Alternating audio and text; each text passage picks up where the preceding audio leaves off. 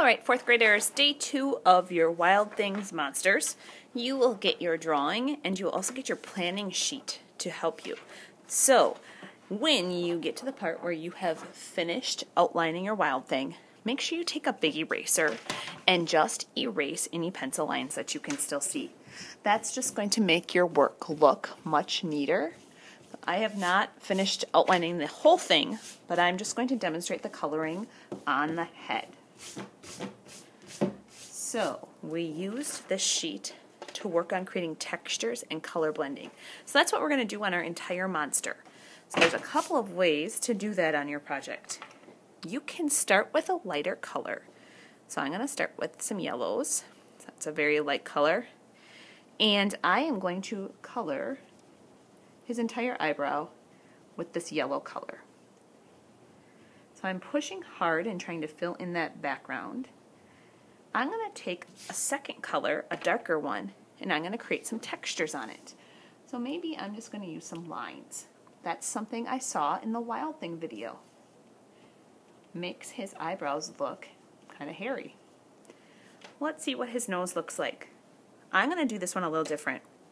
I'm going to go darker color first. You can still see some pencil there.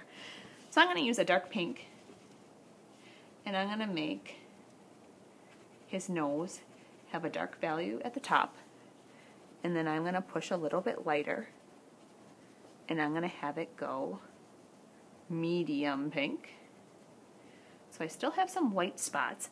I'm going to take a second color. I'm actually going to take the lightest pink I can find, peel that one as well, and I am going to color blend. That means I'm going to go right on the top of it with this lighter pink. So his nose now has a really nice value. I'm going to make this look really funny, and I'm going to color his nostrils green, make them stand out a little bit. So when I do the layering, I started with light, put dark on top. Here I just was doing different kinds of pressure, which is something I tried out on my sheet. On this one, I'm actually going to create a texture first. I'm going to do some zigzags. So I'm pushing really hard. If I put a lighter color on top of that, it might smear a little bit. And that's okay. It just adds another way of getting some value in there.